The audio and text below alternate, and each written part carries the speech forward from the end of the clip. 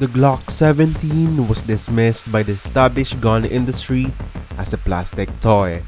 Today, it is the most widely issued and recognized handgun on the planet. Its designer was not a legendary gunsmith, but an Austrian engineer who manufactured curtain rods. Yet, over 65% of all law enforcement agencies in the United States now carry it. It is used by countless militaries and security forces across the globe, making it one of the most widely carried handguns on the planet. The Glock 17 was not just a new weapon, it was a revolution in a box, a symbol of disruptive technology and industrial efficiency. But how did a pistol with no history, designed by a man with no firearms experience, completely conquer the modern handgun market? The story of the Glock begins not with the weapon, but with a government contract. In 1980, the Austrian military announced the Pistol 80 trials to replace its aging Walther P-38s, the veterans of World War II.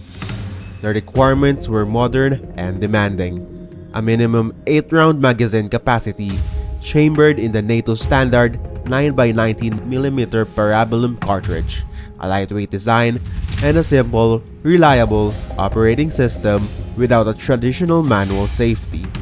This opportunity was noticed by Gaston Glock. His company was not a firearms manufacturer.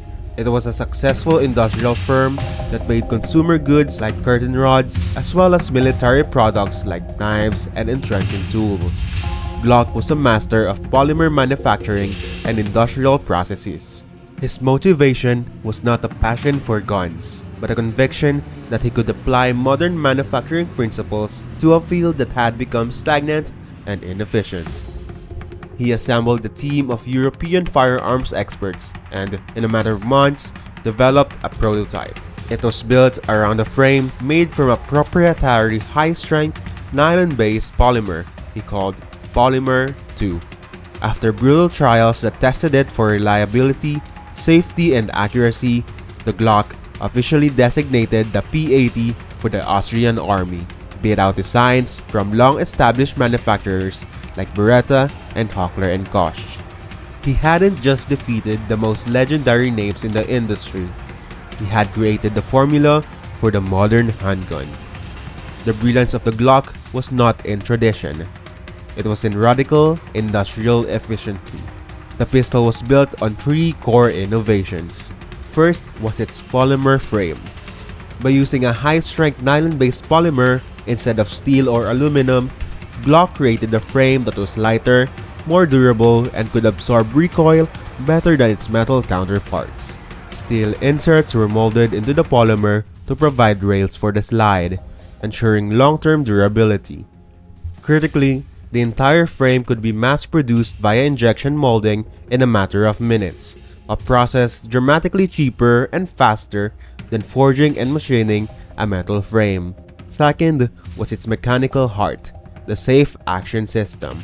The Glock is a striker-fire pistol, meaning it has no external hammer. Its action features 3 independent internal safeties that disengage sequentially as the trigger is pulled. The first is a safety lever integrated into the trigger itself, which blocks rearward movement. The second is a firing pin safety, a plunger that physically blocks the firing pin from moving forward. The third is a drop safety, which prevents the sear from releasing if the pistol is dropped.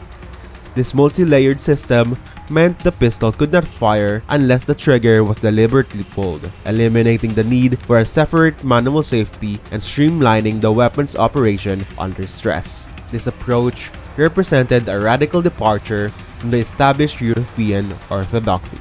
Competitors like the Beretta 92FS were built on complex double-action, single-action systems with external hammers and decocking levers. The Glock's third innovation was its sheer simplicity. Comprised of only 34 parts, less than half of many of its rivals, the pistol was engineered for rapid maintenance. A durable tenifer-ferritic nitrocarburizing treatment made its steel slide and barrel incredibly hard and resistant to corrosion and wear. It was a simple design that prioritized function over all else. And to its critics, it was dangerously simple. After winning the Austrian military contract, Glock set his sights on the largest and most lucrative firearms market in the world, the United States. The Glock 17 arrived in an American law enforcement landscape on the verge of a crisis. The majority of its officers were still carrying 6-shot 38 special revolvers like the Smith & Wesson Model 10, a technology that had changed little in a century. They were beginning to feel dangerously outgunned by criminals armed with semi-automatic weapons. The Glock offered a staggering advantage, a standard capacity of 17 rounds of 9mm ammunition plus 1 in the chamber. It was lighter, its polymer frame was impervious to rust from sweat and humidity, and its simple point-and-shoot operation was easy to train. Despite early skepticism and myths that a plastic gun would be invisible to airport x-rays, a claim that was quickly proven false as a slide, barrel, and ammunitions were all steel, its adoption began to grow. The Glock was a solution in search of a problem. And in 1986, in a bloody firefight on a Miami street, America found its problem. The Glock's true rival was not a single handgun. It was an entire philosophy of law enforcement firearms that was shattered by one catastrophic event: the 1986 FBI Miami shootout. There's a gunfight going outside my office window. Shoot guns and machine guns.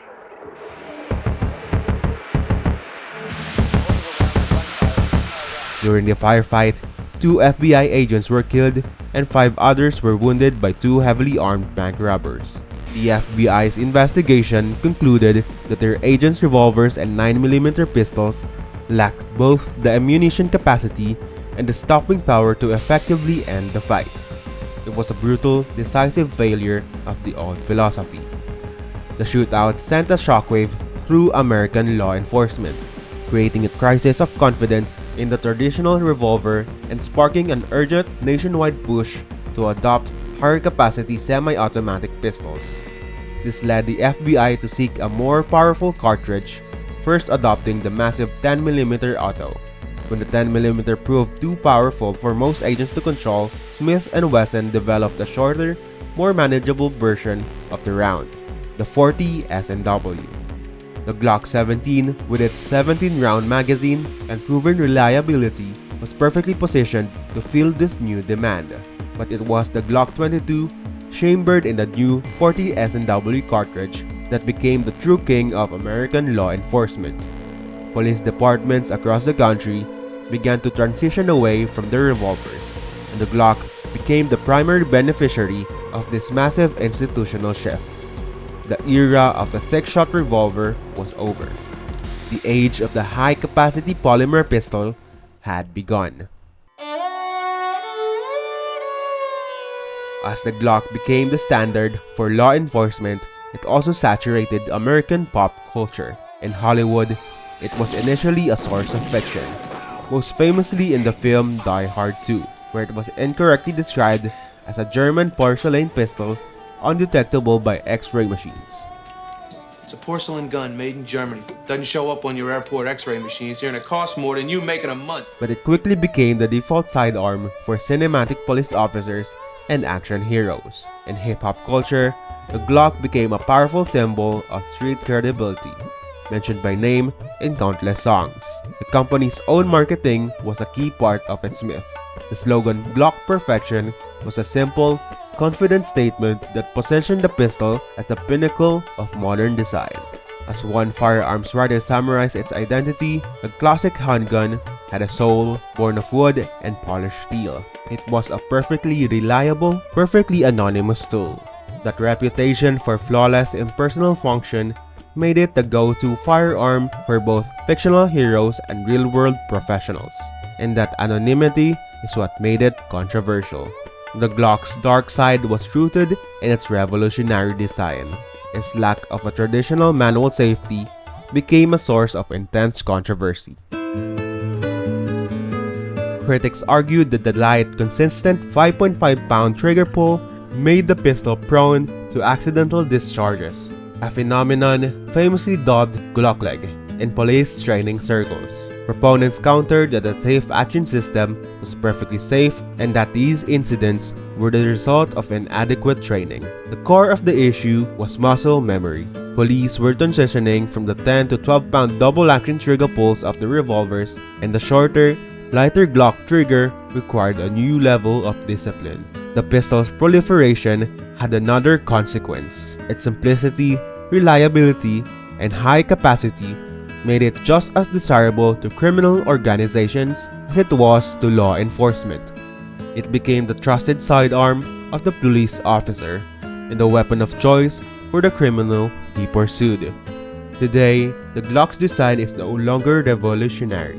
It is the industry standard.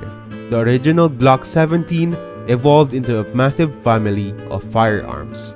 The compact Glock 19, with its slightly shorter barrel and 15-round magazine, became one of the most popular handguns in the world. The subcompact Glock 26 created the market for double-stack micro pistols. The single-stack Glock 43 became a benchmark for concealability. The design itself has been continuously refined through a series of generations. Gen 2 added checkering to the grip. Gen 3 introduced the now standard accessory rail for lights and lasers. Gen 4 offered interchangeable backstraps to fit different hand sizes. The modern Gen 5 features a more accurate barrel, improved ergonomics, and an enhanced corrosion-resistant finish. The Glock's most profound legacy, however, is its impact on the entire firearms industry. Nearly every major handgun manufacturer today, from Smith & Wesson to Sig Sauer, produces a polymer-framed striker-fired pistol. The Glock didn't just join the market, it became the market. The Glock 17 was never meant to be beautiful. It wasn't forged by craftsmen polishing steel in deeply lit workshops, or born from a century of gunsmithing tradition. It was designed on a drafting table by an engineer who built curtain rods, a man who believed that efficiency, not artistry, defined progress. And that belief reshaped an entire industry. The Glock proved that reliability didn't need heritage, that innovation didn't need a name carved into walnut grips. It showed that perfection could be molded, not machined, and mass-produced without losing precision. In the hands of soldiers, police, and civilians around the world, the Glock 17 became more than just a sidearm. It became a philosophy, one that valued simplicity, consistency, and purpose over everything else. It's not just the weapon that brought the pistol into the 21st century. It's the one that redefined what perfection looks like in the modern world.